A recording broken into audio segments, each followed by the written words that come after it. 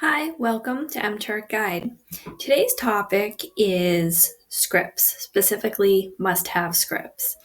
And the reason I'm doing this now is this was actually a viewer request to me. And I really like to jump on top of any requests that I get directly from you folks out there that I think is a good idea and can be well served, by putting it into a video. Or screencast. So that's what I'm doing today. So again, must have scripts, but with the caveat that it's for me in YMMV, which is your mileage may vary, which essentially just means listen to what I have to say, check it out, and then, form your own list of must have scripts that help you be more efficient. Some may work for you, some may not, and there's various reasons, but let's just dive in. So if you don't know much about scripts, I'll give a small summary here, but you should really go back into some of the other webcasts where I go over installing scripts and what they do and all that. So this is going to be a very abbreviated discussion of scripts in general, but MTurk can be done without scripts, but scripts enable you to work faster and easier and therefore maximizing your earning potential. I think a lot of people get turned off to MTurk, one, because of the reward numbers, and two, because they're not using scripts. And I think that's why a lot of people probably start it, try it, and walk away. But the tips and tricks that I'm providing you, in mainly, a lot of that is centered around scripts, is going to help you, be the person that stays and makes the most out of the opportunity, which, as many people know, work from home opportunities that are legitimate can be few and far between. So the people who take this advice and stick with it are the ones that will be successful. So scripts can do everything from helping you auto accept hits, making it easier to complete the actual hits, change the view of the hits, and much more. But as with everything, there's a downside, and installing and having numerous scripts is okay, but too many scripts running at one time can be problematic. And so that's why you utilize your dashboard in HamperMonkey, so that if you're not using scripts, you just turn them off with the simple slide on the dashboard of that particular script. An example of why it would be problematic is a lot of these scripts run off of keystrokes or hotkeys. So essentially, it's like an if-then type scenario where, if I press 1 in this particular script, you should check a box that's, coded and then auto submit. So an example was there was a requester named Bark Engineering, and it was a list of checkboxes and the numbers corresponded. So like the top one was number 1. So we all had these, you had these essentially hotkeys, and if you hit 1, that box would be checked, and et cetera, et cetera. And there was an auto submit functionality in there. Well, a lot of people forgot to shut off that script when they were done with the Bark Engineering batches. And then they went and did a very simple, like 2 or 1 cent hits where you would transcribe numbers. And what would happen is they would hit the 6 key on their keypad, and the hit would auto submit because 6, the hotkey for Bark Engineering, was auto submit. And so what the scripts can't do is necessarily recognize to that extent the hit that you're in and sort of shut off that if-then relationship. So, it happens. It doesn't happen a lot, but it does happen. And that's a recent example of where a lot of people were like, why are my hits submitting when I'm only 3 letters into a 6-letter sequence, or 3 numbers into a 6-number sequence? Easy for me to say, right? But you get the point, right? And so people were submitting these things prematurely because of the hotkey situation. And then once they turned off the Bark Engineering script, they found out that they had no issue. So if you do run into a situation where you have problems like that, where your Turk dashboard is acting funny, or you're hitting keys and weird stuff's happening, my advice to you is get in, kind of do a root cause analysis, shut off scripts one by one, and go back and see if that behavior still exists. Sometimes you do have to shut off scripts to get some desired results in a specific scenario. So keep that in mind if things start to go wonky within MTurk. But so as a rule of thumb, try to keep it to the scripts you need for that set of hits at that given time. Some you can run all the time, like Turk Master, Panda Crazy, Hit Scraper. A lot of those you can run constantly. It's the auto hotkey ones where you're hitting a key and something happens. Those are the ones that have a lot of potential for conflict. So just be aware, it can happen. But in the end, as I said before, the ideal combination of scripts is going to depend on your qualifications, the hits you like to complete, the type of work you like to do, and more. So you've got to come to your own conclusion. And I'd be interested in hearing what your favorite scripts are, especially if I don't cover them in this webcast, because there are a lot of scripts out there, and I personally may be missing some. I may have glossed over them. I mean, I do periodically go into Greasy Fork and just kind of type in MTurk or variations of that to try to see what's out there for scripts, but it moves fast. People are posting stuff all the time. So if there's something you like that I didn't mention, definitely throw me a comment or a message and tell me about it, and I'll answer you, or I'll do a webcast to discuss it. All right, the scripts for auto accepting hits. They work off of the Panda link system, which is the preview and accept, which I discussed in a different webcast. And specifically, Panda Crazy works off of Panda, but it also works off of Pantha, which is preview and then accept, which is a slightly different idea, which I'm going to be going into when I deal with Panda Crazy webcast, which is in the works, but it's a little bit longer. And I'm trying to decide if I need to splice it up, because Panda Crazy has a lot more functionality that needs to be addressed. So that's taking a bit longer than I would have liked, but it will be posted as soon as possible. So Turk Master and Panda Crazy I use when I know what I'm looking for. And when I say that, I mean either I've heard through the grapevine that certain batches are posting that I like, and I simply need to run my Panda and grab them, or I saw batches or hits on Hit Scraper that I know are floating around and I need to turn my Panda on, or I'm sitting around my house and there's some hits that if they popped up, I would do them, A9s or Zoltars or whatever.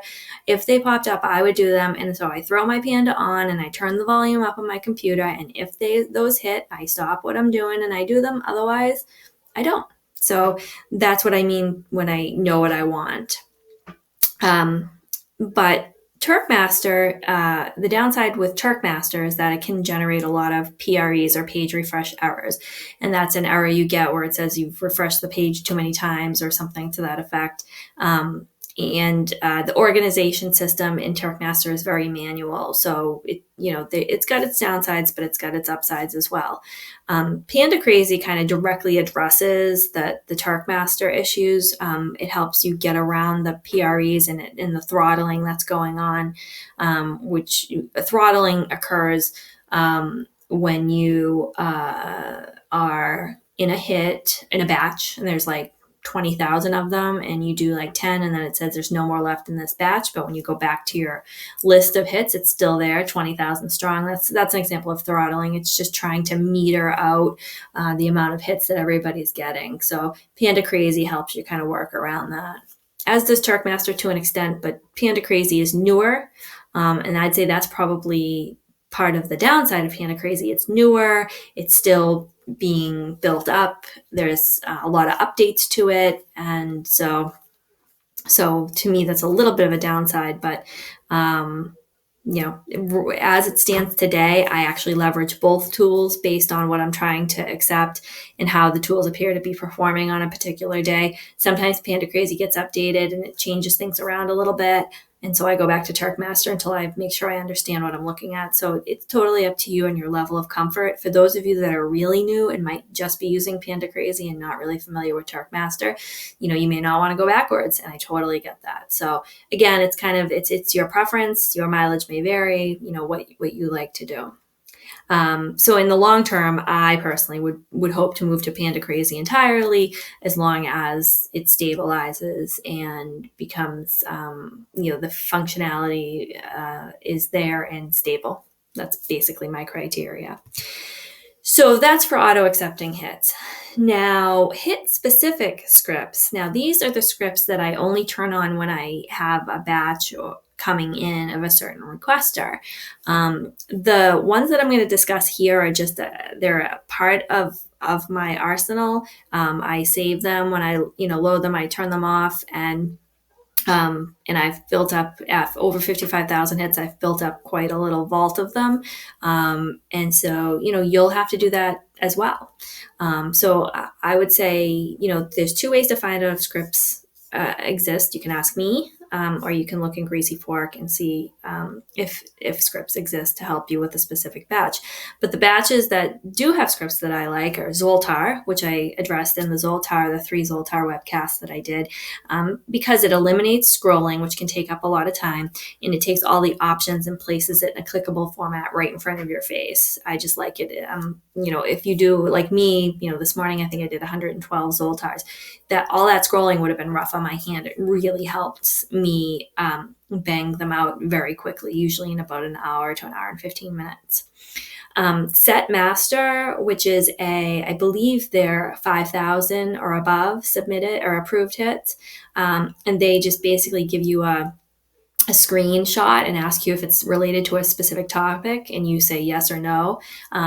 The script that I have allows you to hit Y. I think it's, oh no, it's actually not Y and N. I think it's S and F, or either way, the directions have exactly what you hit, but it's if then, and you hit two different keys, and then it'll auto submit once you hit the applicable key. So again, it just eliminates me, having to it takes 2 clicks, because you would click on the radio button, then click on submit. It takes 2 clicks and it turns it into 1 keystroke. So if you want to do 100 of them, then you start to see, you're scaling there. You're doing things quicker and faster and earning more money. And set masters are 1 cent, but they're literally like 2-second hits. So you can get a lot of them done in a short period of time. A9s, which today we're in early October, and A9s have been hot and heavy, been 20,000 hit batches up, and the A9 one allows you to use the hotkeys for various options, like if there's 0 of the object that you're looking for in the picture, you can hit 0, and then you can click submit, or a 1. So there's the instructions tell you exactly what you can do, but it just eliminates some of that clicking. And when something like that, where, I strive to be in and out of a hit like that in less than 10 seconds, so I can really get that. The ideal is to get hundreds of them done so that the 2 cents add up. It does help. It shaves off a couple of seconds on each one. Zing has a lot of different hits out there, but the one that I enjoy because it's quick is it's a receipt compare. Are these receipts the same? And you hit yes or no, you Y or N, and it submits after that. Super easy, but it just eliminates a lot of the scrolling and everything. Bark engineering, I talked about that. It correlates number hotkeys to options. It reduces the clicking around. Jeff Lind, I don't think he's recently, in the past, I'd say week, has posted anything, but throughout the summer and in part of September, he was posting transcription of horse race results from these horrid scanned files that were hard to read. They were pretty lucrative hits, and but there was a lot of scrolling involved, and the script would collapse the repetitive instructions. It would put the cursor right in the first box for you. It was nice. It just helped orient yourself every time you hit submit. It just helped it oriented the hit right there in front of you, and you were good to go. So if those come back around, it's nice to have a script like that. Sentient. I think Sentient is either 5, it might even be 10,000. It's a pretty high number. And it's basically, they give you a bunch of purses or shoes, and they say, if we said that you were going to go and buy this shoe, but the shoe wasn't available, and we gave you this choice of 10 shoes that looked nothing like the shoe that you wanted, which one would you choose? I don't know what they do with that information, but they pay me, I do it. But essentially defaults the radio button so that you can go ahead and click through a little bit quicker. Leor Cohen is one that used to post all the time, hasn't recently, but the particular hits that I was doing, it would you more often than not you were clicking a lot, meaning you were selecting a lot of. So what it did, it defaulted everything to be selected, and then I would go through and deselect the ones that weren't applicable for whatever I was doing. So it really cut down on the clicks. And also put an option in to select or deselect all. So it really helped with the clicks on that one, which it saved a lot of time when you were going through them. So again, these are examples. If you love a hit and you're doing it and you think it could be optimized through those if-then type hotkey things, check on Greasy Fork and see if a script is available, or ask me and I can search it out for you for sure. And then there's general usability scripts. And what I mean by this is this just generally helps your turking experience, but it's not going to be quantifiable in terms of shaving, X many seconds off this hit or that hit. It's really just to make your experience a little more comfortable, a little happier, especially if you're going to, bang away at a computer doing this for 4 or 5, 6 hours a day. And some of those are Turk Opticon, which I've talked about in numerous webcasts, but the scripts are what puts that summary information right into MTurk for you for easy access and review. So that prevents me from opening another screen, typing in Turk Opticon, signing into Turk Opticon. That really does save time. I can't necessarily put it on a per hit basis, but it saves me a lot of time in a given day. And it makes me more likely to check TO, which saves me in a lot of situations. So, and I can't really necessarily even quantify that. So I think that's a really good one. MTurk hit database MK.2. It keeps track of your completed hits, and it allows you to search them and kind of lump them by requester, which is nice if you do run into a requester with a survey who doesn't do any sort of screening and just says, if you've taken the survey before, don't take it again, but he doesn't do anything to help you figure that out.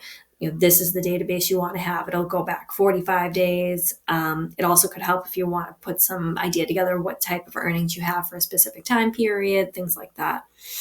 MTurk dashboard, which I really like because it helps me with my goals, and I'm a goal-oriented person. So what it does, it adds, and you've probably seen in some of my screenshots that my dashboard looks a little bit different than yours may, and this is why, because I have MTurk dashboard loaded.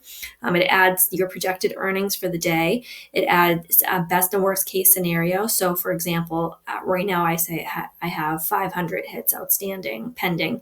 And what it does is it gives you a percentage that if all 500 are rejected, this is what your approval rating would be. And if all are accepted, this is what your approval rating would be. So what it does is that it lets me know how far I can go on a specific or any hits, as far I can go and leave them pending, and I know my risk level. So if I could do 2,000, I think right now I'd have to do almost 3,000 hits to go down to 99.8 or more. So I do have some buffer there, and it's nice to know that. So that's a good one. It logs your bonuses for the day, which is good because there's nothing in the standard dashboard does that. You can set goals, daily and weekly goals, and there's a lot more functionality there. So that's definitely one to look at. MTurk confirm return hit.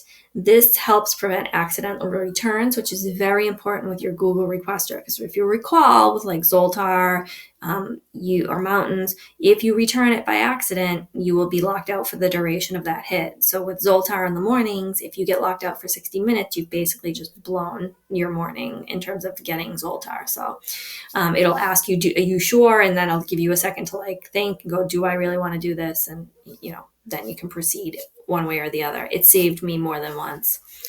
Hit scraper with export, again, that helps me to find hits when it's slow. So when I said that Turkmaster and Panda Crazy is what I use when I know what I want, hit scraper is what I use when I don't know what I want. When I know, I know there's hits out there, but I don't know what they are, and I might want to try something new or whatever. So that's when I use hit scraper.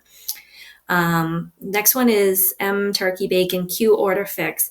This reorders your queue in a way that doesn't cause the Google requester issue where you get the constant reload error, and it just puts it in a better order. So that one is a must for me. MTurkey Bacon scroll to workspace. It reduces scrolling for me. I'm using a trackpad a lot of the time. Scrolling drives me crazy. So for me, that's a good one to have. And you'll notice that if you haven't noticed, sometimes when I'm working in the webcast, when I click on a page and I open up the page, and then my page goes right to the middle of the page, and that's why, because I have that script. It's forcing the view of that page down to the working area. MTurk larger radio buttons and checkboxes. If you find the radio buttons or checkboxes to be too small, this script can help make it bigger for you. So, I think that's just a nice option to have depending on how you work, if that's a problem. MTurkey Bacon auto reload Google iframe on error. This is for the refresh error you get with Google requesters, not when you've returned it. If you've returned it, you're toast. But if you're getting it, what you can do is this will automatically try to reload it 3 times. And if that doesn't work, then what you do is you go through each one in your queue and you open it up and allow it to reload until you get one that works. It's just the way the Google requesters are. It's just difficult. And then the Facebook hit export, and that's to share hits on Facebook, which you might see me doing on the Facebook page occasionally. That's how I get that fancy little blurb that I cut and paste in. So those are the big ones. There is one other one that I didn't put here. I actually don't run it, but I've heard a lot of people say it's really helpful, especially in the beginning. And it's a hit about it's a script about whether a hit is a Google requester hit. And it puts like a background for you. And what happens, or it puts something at the top, I forget, but essentially it tells you whether it's a Google requester, so then you know whether you can return it or not. For me, I'm at a point where I know most of the Google requesters, so for me it's not as good of a script, but for people who are starting out, it's a good one. And then there's one other one, and again, I don't know the name of this one either, because this hasn't been a particular issue for me, but I'm going to mention it if it is an issue for anybody out there. If you find yourself completing hits without having to accepted them first, which is a big waste of time because you can't do anything with them, there is a script that will, there's a color for not accepted and a color for accepted. And so once you wrap your brain around which color is which, it will hopefully prevent you from working on hits that you haven't yet accepted. So again, if that's something that you struggle with, certainly look that one up, and I'll try to get the title and put it in the description. But those are my scripts that I use or that I hear that people are liking. But as I said in the beginning, you really need to find your own kind of groove with the scripts. But absolutely don't hesitate to ask questions. However you prefer to ask those questions, you can message me on Facebook, you can message me on YouTube, you can post comments, but please definitely subscribe, talk to me. I really feel like I'm seeing a lot more views and I'm getting a lot more comments from folks, and I really appreciate it. It really keeps me motivated to keep posting this stuff and kind of taking the extra time to do it. So it's really important that I hear from everybody out there. And I, as always, appreciate your listening, and I look forward to our next webcast. Thanks, everybody. Have a great night.